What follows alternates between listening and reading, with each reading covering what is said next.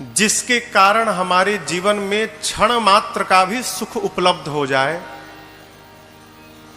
वो जब जब दिखाई पड़े ना तो दोनों हथवा जोड़कर उसको थैंक यू बोलना चाहिए, धन्यवाद करना चाहिए।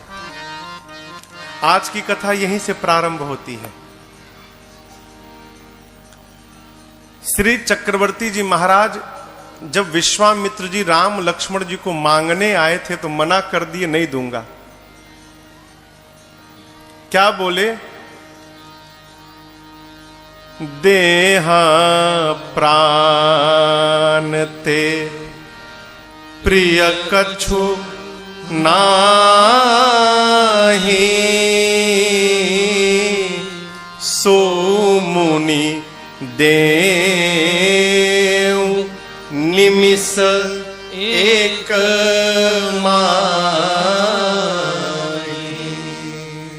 विश्वामित्र जी राम महाराज दशरथ से कहे थे, राजन आप राम लक्ष्मण जी को दीजिए। बोले राम लक्ष्मण पहले ये सुनिए, शरीर से प्रिय कुछ नहीं होता है, प्राण से प्रिय। विश्वामित्र जी आप यदि प्राण मांगे होते ना, निमिष मात्र का विलंब नहीं करता, ये दशरथ अभी आपको अपना प्राण निकाल कर रख देता, मैं प्राण दे देता। यद्यपि चारों पुत्र मुझे प्राण के समान ही प्रिय हैं, लेकिन आपसे कहूं राम देत नहीं बनई गोसाई। राम को नहीं दिया जा रहा है। विश्वामित्र जी मन ही मन विचार किए थे, यदि राम को देंगे नहीं तो मिथिला में धनुषवा के तूड़ी। यज्ञ की रक्षा करना तो एक केंद्र में, एक मार्ग में एक माध्यम बनाया गया है। हेतु क्या है? राम जी को अयोध्या से निकालकर मिथिला तक पहुंचा देना। यहां पर गुरुदेव भगवान वशिष्ठ जी ने अनेक प्रकार से महाराज को समझाया, तब दशरथ जी ने राम लक्ष्मण जी को विश्वामित्र जी के साथ विदा किया। आज दशरथ जी सोचते हैं, यदि विश्वामित्र जी मेरे बच्चों को लेकर मिथिला न आए होते तो आज दशरथ के जीवन में यह सौभाग्य कदापि उपस्थित नहीं हुआ होता। अस्तु महाराज दशरथ जैसे विश्वामित्र जी को देखते हैं, बाबा कहते हैं, बार बार कौशिक चरण शीस नाई कह राव, यह सब सुख मुनिराज तव कृपा कटाक्ष बार बार श्री चक्रवर्ती जी महाराज विश्वामित्र जी के चरणों में दंडवत करते हैं, बार बार, और प्रणाम करके कहते हैं, गुरुदेव आपने कृपा न की होती ना तो आज दशरथ के जीवन में ये सुख की घड़ी नहीं आई होती। आपकी बड़ी करुणा प्रभु मेरे पर। ये सीखने योग्य व्यवहार है। हम बार बार कथाओं में एक बात आती है और आपसे सविनय निवेदन करते हैं, घर में, परिवार में जिसके कारण हमारा मन भगवान की ओर बढ़ रहा है, वो जब जब दिखाई पड़े ना, दोनों हाथ जोड़कर प्रणाम करिए और उसको सब प्रकार से धन्यवाद करिए। आपकी बड़ी कृपा मेरे पर, आप ना होते तो हम कहां पहुंचे होते।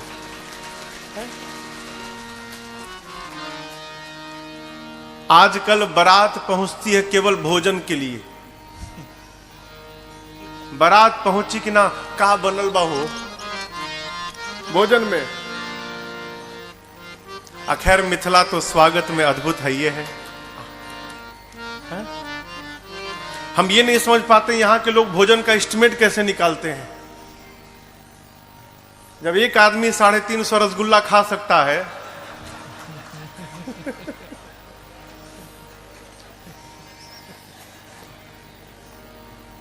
स्वागत सीखना हो तो मिथिला में आना चाहिए। मिथिला में जैसा स्वागत हो जाता है पाहुन का, वैसा स्वागत पूरे ब्रह्मांड में कहीं नहीं हो पाता है। ये मिथिला अद्भुत हो, अद्भुत नगरी। आप दर्शन करिए, बारात विवाह के 15 दिन पहले आई थी, विवाह पूर्ण भया, अब तो बारात को जाना चाहिए। दशरथ जी महाराज नित्य प्रातः काल उठते हैं और जनक जी से कहते हैं महाराज जाएं बारात लेकर। बोले और एक दिन रुक जाइए। आइए चौपाइयों का स्मरण करते हैं। गोस्वामी जी कहते हैं, अरे दिन उठ बेदा अवधपति मांगा, दिन उठ बेदा अवधपति मांगा, राखहि जनक सहित अनुरागा, राखहि जनक सहित अनुरागा, नित नूतन आदर अधिकाई, नित नूतन आदर अधिकाई, दिन प्रति सहस भांति पहुनाई, दिन प्रति दिन भर सहस भांति पहुनाई,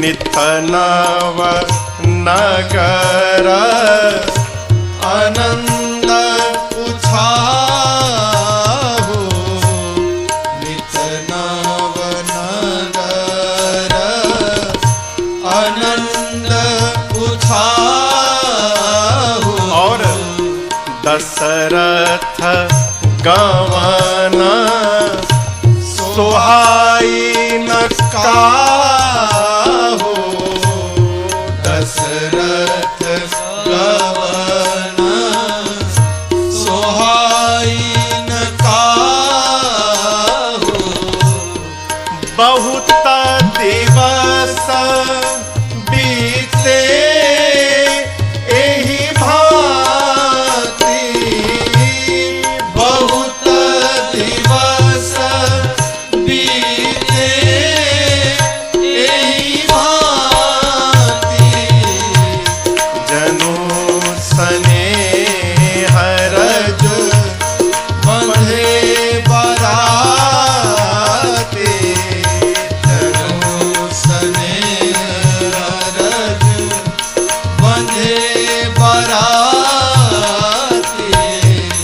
जनु स्नेह रज बंधे बराते, जनु स्नेह रज बंधे बराते। नित्य प्रातः काल उठने के बाद श्री चक्रवर्ती जी महाराज जनक जी से कहते हैं, विदेह राज महाराज जनक आज्ञा हो तो हम बारात लेकर जाएं। जनक जी और रोक लेते थे उस दिन, कैसे? सहित अनुरागा, अनुराग से। कल की कथा की, परसों की कथा में एक बात आई थी, भगवान कैसे मिलते हैं? अनुराग से। जिस अनुराग से भगवान प्राप्त होते हैं, जनक जी महाराज उसी अनुराग से भगवान ही नहीं पूरे बरातियों को रोक लेते। अरे जब अनुराग से भगवाने रुक जा रहे हैं तो बरातियों की क्या गिनती है? ये अनुराग दिखाई कैसे पड़ रहा है? व्यवहार से। आपको एक बात बतावें, जैसा हमारा विचार रहता है ना, वैसा ही हमारा व्यवहार बनता है।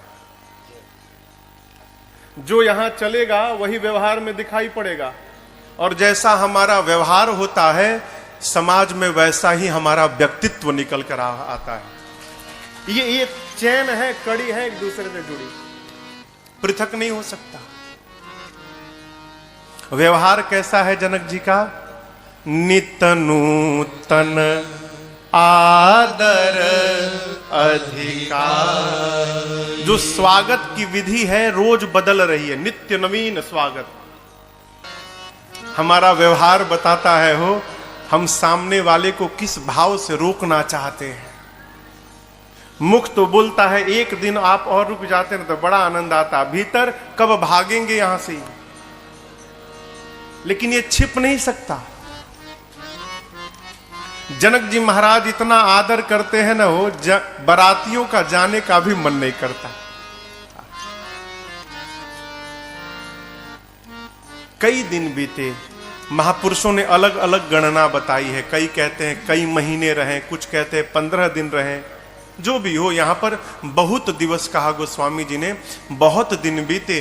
तब एक दिन विश्वामित्र जी, गुरुदेव भगवान वशिष्ठ जी, शतानंद जी, सभी महापुरुषों ने मिलकर जनक जी से कहा, महाराज बहुत भया, अब आप दशरथ जी को बारात के साथ विदा करिए यहां से।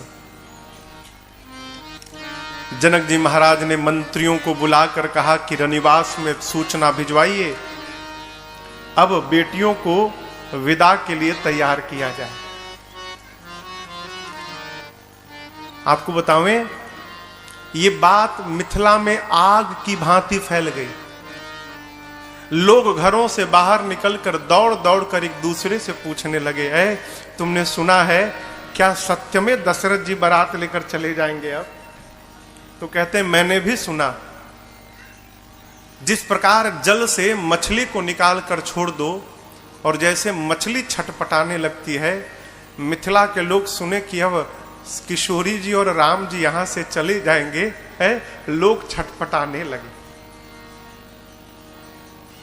प्रातःकाल सूर्योदय के समय खिला हुआ कमल का पुष्प संध्या में सूर्यास्त के बाद जैसे कुम्हिला जाता है हो, सारे मिथिला वासियों का चेहरा कुम्हिला गया। जनक जी महाराज अयोध्या से बारात आते समय जिन जिन स्थानों पर रुकी थी, बारात के वापसी के लिए उन सभी स्थानों पर बारात की समुचित व्यवस्था कराई। भोजन की हो, जलपान की हो, स्नान की हो, विश्राम की हो, मिथिला से लेकर अयोध्या की सीमा तक की व्यवस्था जनक जी ने कराई। कहारों से भर भर कर सामग्री को भिजवाया। दाइज देने की बात आई। दाइज यानी दहेज। जनक जी महाराज ने क्या दहेज दिया आपको पता है? 1 लाख घोड़े दिए। यहां लिखा है तुरग लाख। वो 1 लाख घोड़े होंगे क्या, तो उनको बांधने के लिए 25,000 रथ दिए। एक एक रथ में 4-4 घोड़े बांधे जाएंगे। 10,000 हाथियों को दिया, जो हाथी सिर से पांव तक सजे थे। और उन हाथियों को देखकर दिस्कुंजर देवता इंद्र लज्जित हो जाएं, दिग्पाल लज्जित हो जाएं कि ऐसे हाथी तो हमारे पास भी नहीं है। कहारों से भर भर कर जनक जी महाराज ने नाना प्रकार के वस्त्रों को, हारों को, स्वर्ण को, असरफियों को, नाना प्रकार की गौ माताओं को, महिषियों को इतना दाइज दिया जनक जी ने जिसका वर्णन नहीं हो सकता। देखिए, दहेज कोई बुरी बात नहीं है। बुरी बात क्या है? वर का पिता कन्या के पिता से जो मुख खोल कर दहेज मांगता है, यह बहुत बुरी बात है। क्षमा करिएगा, मुझे पता चला है, मुझे लोग बताते हैं कि महाराज मिथिला में लोग दहेज लेकर ना लड़की वाले को मार डालते हैं। क्या आप सब बेहतर जानते होंगे मेरे से, लेकिन आपसे प्रार्थना करूं माई बाप, एक सूत्र सदैव याद रखिएगा, जीवन में आराम से कुछ नहीं प्राप्त होना चाहिए। जो धन आराम से प्राप्त हो जाता है ना, वो बहुत कुछ लेकर जाता है। पता कब चलता है? जब पास का भी समाप्त हो जाता है, तब पता चलता है वो मैंने गलत व्यवहार कर दिया है। जो सुख अपनी कमाई से प्राप्त हो सकता है, वो प्राप्त हुए धन से जीवन में कभी सुखी होने वाला नहीं है, कदापि नहीं होने वाला है। वर के पिता के लिए योग्य है कि कन्या का पिता अपनी शक्ति और सामर्थ्य से जो कुछ भी दहेज में प्रदान करे, लड़के के पिता को उसको सहर्ष स्वीकार करना चाहिए। अनेक प्रकार से दाइज दिया, बेटियों को माताएं दुल्हन के रूप में सजाती हैं और नारी धर्म का सुंदर उपदेश करती हैं। माताएं बेटियों को क्या करती हैं सुनिए। पहले तो आशीर्वाद देती हैं, होए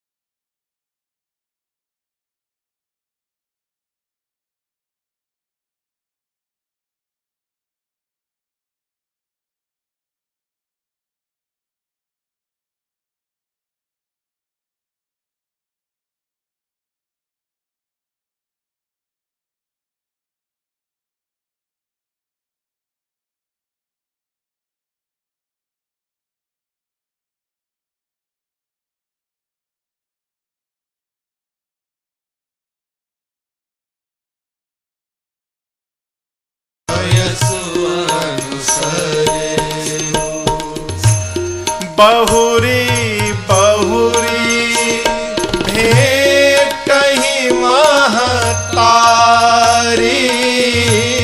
बहुरी बहुरी भेटहि महतारी, कहीं बिरंची रचिकत नारी, कहीं बिरंची रचिकत नारी, होए हुसंतत तियहि तियारे, होए हुसंतत तियहि तियारे, चिरुअहि बात आशीष हमारे, चिरुअहि बात आशीष हमारे, चिरुअहि बात आशीष हमारे। माताएं पहले आशीर्वाद देती हैं, होए हु संतत पियहि पियारी। संतत यानी निरंतर आप अपने पति को प्रिय होइएगा। आपके माथे का ये सौभाग्य सदैव अखंड बना रहे, हम आपको आशीर्वाद देते हैं। सीता जी ने कहा, माँ आपने कहा कि अपने पति को सदैव प्रिय होना, माँ हम कौन सा व्यवहार करेंगे कि हमारे पति हमको सदैव प्रेम करेंगे? तो माँ ने व्यवहार बताया, सास ससुर गुर सेवा करे, पति रूख लखी आयसु अनुसरे। माताओं ने कहा, सास ससुर श्रेष्ठ जनों की जाकर वहां पर सेवा करना। आपसे निवेदन करूं, सेवा करके किसी को भी अपना बनाया जा सकता है। सेवा के भीतर वो ताकत है माई बाप, पत्थर द्रवीभूत हो सकता है? अपनापन के दो सिद्धांत हैं, दोनों में से कोई एक कर जाइए। क्या? पहला, या तो सामने वाले के लिए इतना कर दीजिए कि वो आपका बन जाए। सामने वाले के लिए इतना कर दीजिए कि वो आपका बन जाए। और यदि ये नहीं कर पा रहे हैं तो दूसरा उपाय, अपने अभिमान से नीचे उतरकर आप ही स्वयं उसके बन जाइए। इसके अलावा तीसरा कोई सिद्धांत नहीं है। आप उसका बन जाइए, नहीं तो उसको अपना बना लीजिए। उसका बनने के लिए अभिमान से नीचे उतरना पड़ेगा, अपने को विलीन करना पड़ेगा, अपने अस्तित्व को मिटाना पड़ेगा।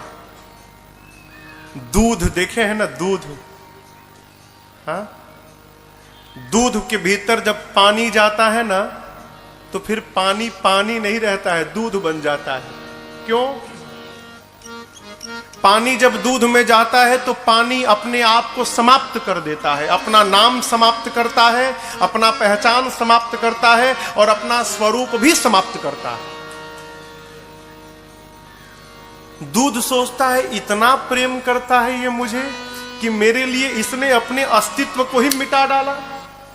दूध कहता है मित्र कोई बात नहीं, आओ आओ, तुम अपना पहचान समाप्त कर दिए हो ना, तुमको मैं अपना पहचान प्रदान करता हूं, अपना रूप दूंगा, अपना रंग दूंगा, अपना स्वाद दूंगा, यहां तक कि अपना मूल्य देकर तुमको अपने साथ ही बाजार में बिकवा डालूंगा। करता है कि नहीं करता? ये क्यों? समर्पण के कारण है। सेवा करके अपना बना लीजिए। आजकल मालूम है सबसे बड़ी समस्या क्या है? हम कर्तव्य करना नहीं चाहते, हम केवल अधिकार की बात करते हैं। ये हमारे साथ होना चाहिए, अरे तुम भी कुछ करोगे? कर्तव्य करने वाले को अधिकार मांगना नहीं पड़ता, कर्तव्य करने वाले के पीछे पीछे अधिकार स्वयं दौड़कर पहुंचता है। कर्तव्य करिए। कहां करिए? घर से प्रारंभ करिए। भक्त को कभी आलसी नहीं होना चाहिए। भक्त को घर में, परिवार में, समाज में एक उदाहरण प्रस्तुत करना चाहिए। अपने जीवन से, अपने व्यवहार से जितना कोई काम ना करे उससे अधिक काम केवल भक्त को करना चाहिए। माताएं कहती हैं कर्म करेंगे, सेवा करेंगे तो पति आपको प्रेम करेंगे। नारी धर्म का उपदेश करती हैं। इधर राम जी रनिवास में गए हैं, सखियां चारों दुल्हा सरकार को स्नान कराती हैं, सजाती हैं, दिव्य उबटन लगाकर नहवाती हैं। उबटन लगता है ना हल्दी का, उबटन लगाकर नहलाती हैं। उसी में से एक सखी ने कहा प्रभु आप चले जाएंगे? राम जी बोले हाँ। उसने कहा मैं एक प्रार्थना करूं प्रभु? कहती है अरे ए पाहुना एही मिथिले में रहूना, ए पाहुना एही मिथिले में रहूना, जौने सुख बा ससुरारी में, जौने सुख बा ससुरारी में, तवन सुखवा कहूना, ए पाहुना ये मिथिले में रहूना, ए पाहुना एही मिथिले में रहूना। लक्ष्मण जी बोले हमारे पास घर नहीं है क्या कि हम यहाँ रहेंगे ससुराल में? सखी ने कहा कि देखिए छोटके भैया, आप लोग यदि यहाँ रहेंगे ना तो आपके भैया का बहुत लाभ होने वाला है। बोले क्या लाभ है? बोले देखिए कितने करिया हैं ये, भाग्य मनाइए कि मिथिला थी कि विवाह हो गया। यदि राम जी इस मिथिला में रुक गए तो हम लोग रोज सवेरे उबटन मलिके इतर से नहवाइबो, रोज सवेरे उबटन मलिके इतर से नहवाइबो, एक महीना के भीतरे करिया से गोर बनाइबो, एक महीना के भीतरे करिया से गोर बनाइबो, झूठ कहत ना बानी तनिको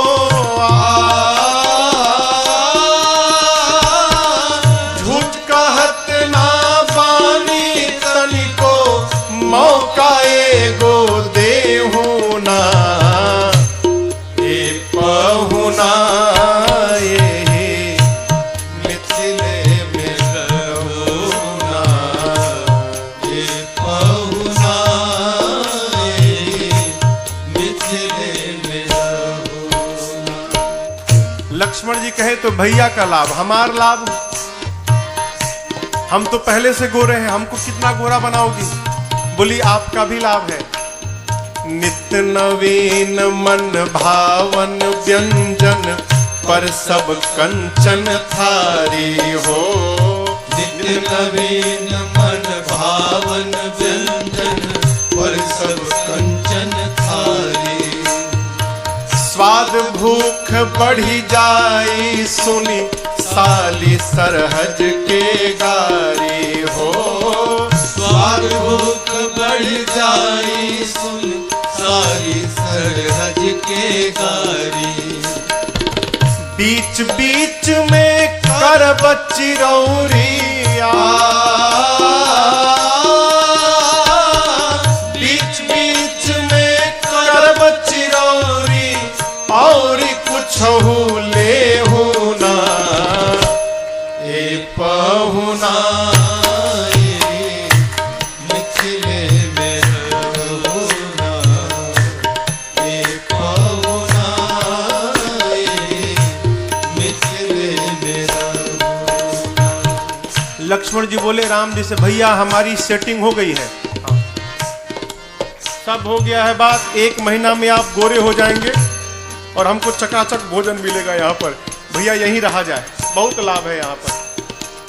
भरत जी जाकर सखियों से बोले इधर सुनो, 4 भाई हैं, उन दोनों का लाभ हो गया, हम दो, हम भी तो पाहुन हैं, हमारा क्या लाभ है?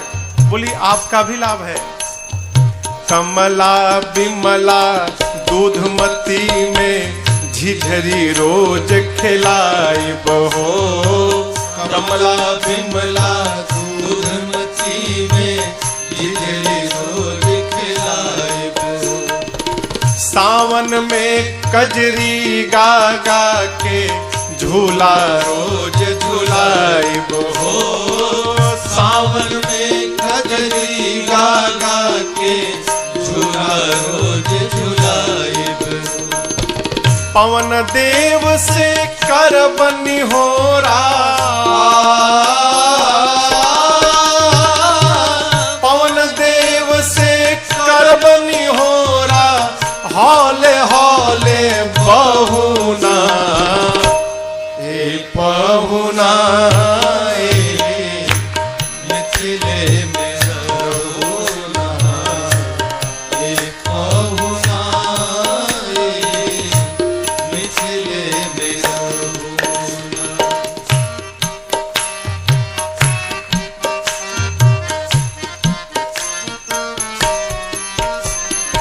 हमर निहोरा रघुनंदन से, मानिया ना मानी, मानिया ना मानी, अरे मानी। मानिया ना मानी। पर ससुरारी के नाते, परताप के आपन जानी, परताप के आपन जानी, परताप के आपन जानी। या मिथिले में रह जइयो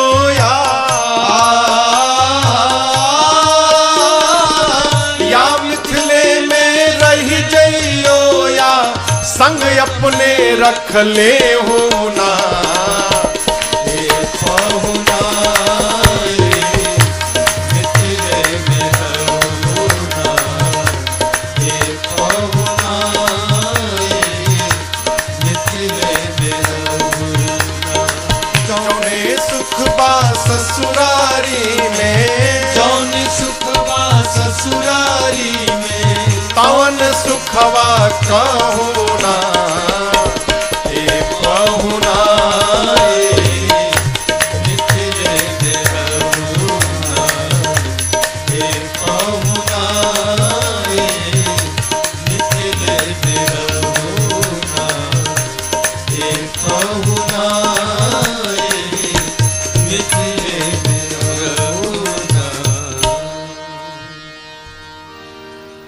अब आप कहिए ऐसे कोई रोकेगा तो जाने का मन करेगा? सखियां प्रार्थना करती हैं, परंतु मेरे प्रभु समय को समझकर अपनी सासू मैया मां सुनैना से कहते हैं, मां मेरे पिताजी बारात लेकर अब वापस अयोध्या जाना चाहते हैं। आपसे विदा लेने के लिए पिताजी ने मुझे आपके पास भेजा है। मां, सीता तो आपकी बेटी है, मैं आपका दामाद हूं, लेकिन ये राम एक प्रार्थना करने आपके पास आया है। आप राम को दामाद समझकर प्रेम मत करिएगा, आप राम को अपना बालक समझकर मां प्रेम करिएगा। ये मेरी आपसे प्रार्थना है। मेरे प्रभु की इन बातों को सुनकर ना सुनैना मैया विह्वल हो गई। सीता मैया को सुनैना जी हृदय से लगाती हैं और सीता जी के हाथ को सुनैना मैया राम जी के हाथ में सौंपते हुए कहती हैं, करि बीनय सिय राम ही समर्पी, जोरि कर पुनि पुनि कहे, भल जाऊं साथ सुजान तुम, कहूँ विदित गति सबकी अहें, परिवार पुरजन मोहिरा,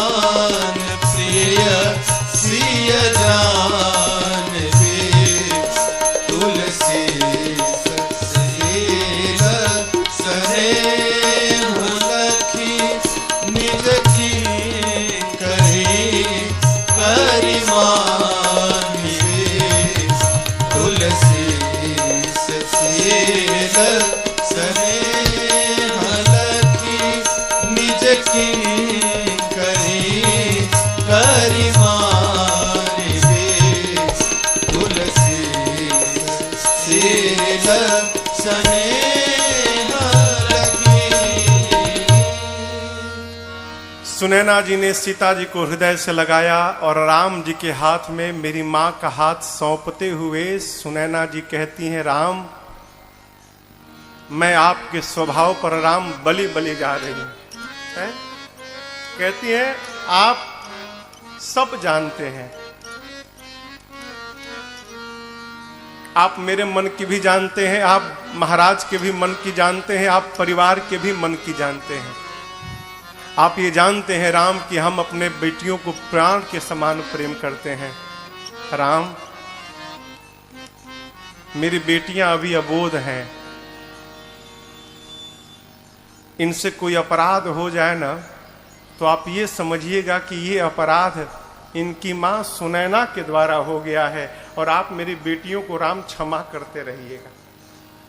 आप इनको अपनी चरणों की सेविका मानकर रखिएगा। राम, मेरे प्रभु सुने बारंबार अपनी सासू मैया को प्रणाम करते। ये मेरे प्रभु से सीखने योग्य बात है, चरित्र है। कई लोग ससुराल में जाकर घर में भले 0 वाट का बल्ब रहे, लेकिन ससुराल में पहुंचते 1000 वाट का हैलोजन हो जाते हैं।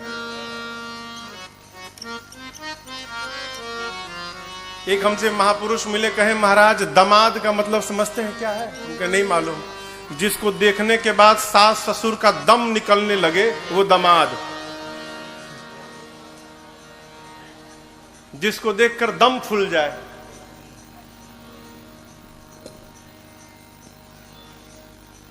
आग का गोला मत होइए। क्यों? आग का गोला जहां जाता है केवल तबाही ही तबाही करता है। बनना है तो चंद्रमा की शीतलता के समान बनिए। जो गर्म है अपनी शीतलता से उसको भी शांत कर देता है। ये चरित्र है। मेरे प्रभु कितने शील हैं, वो बारंबार सासू माताओं को प्रणाम करते हैं, सासू मैया को प्रणाम करते हैं। प्रभु के साथ मैया दुल्हन के रूप में विदा लेकर जाती हैं। ऐसा लगता है मानो मिथिला में करुणा ने आकर डेरा डाल दिया। जो जहां है वही रो रहा है। मनुष्य नहीं, मनुष्य को तो छोड़िए, अश्वशाले में अश्व रो रहे हैं। गौशाले में गौ माताएं रो रही हैं। सोने के पिंजड़े में मेरी माँ तोता मैना को पाल के रखी थी। तोता मैना ने सीता जी को जाते देखा है, तड़पने लगे। तोता मैना बार बार कहते मुझे सोने के पिंजड़े में नहीं रहना, मुझे तो अपने किशोरी के चरणों में रहना है, मुझे तुरंत यहां से बाहर निकाला जाए। अब आप कल्पना करिए, जिसके वियोग में जीव जंतुओं की ये गति है, वहां पर जो मनुष्य होंगे उनकी क्या दशा भई होगी। आज जनक जी महाराज वैरागी कहे जाते थे, आज अपना सारा वैराग्य भूल गए। जिस बेटी को महाराज जनक ने गोद में खिलाया था, हो सीता जी के आने के बाद जनक जी समझ गए थे, ये मेरी बेटी मेरी भक्ति है जीवन की, और ये भक्ति मेरे पास आई है तो इसी भक्ति के कारण मुझे एक दिन भगवान का दर्शन प्राप्त होगा। और भया भी, सीता मैया के कारण ही जनक जी को भगवान का दर्शन भया। जनक जी आज बिलख बिलख के रो रहे हैं कि जिस भक्ति ने मुझे भगवान का दर्शन कराया, मेरे जीवन की वो भक्ति मुझे छोड़कर आज जा रही है, अब मैं किसके सहारे यहां पर रहूंगा। महाराज बहुत रोए। सचिव लोग संभालते हैं, महाराज धीरज रखिए। 4 सुंदर पालकियों को मंगाकर महाराज ने बेटियों को हृदय से लगाकर पालकी पर बिठाया है। इधर श्री चक्रवर्ती जी महाराज ब्राह्मणों को बुलाकर दान देते हैं, याचकों को संतुष्ट करते हैं और गौरी गणपति भगवान का स्मरण करके बारात को लेकर मिथिला से अयोध्या की ओर बढ़ते हैं।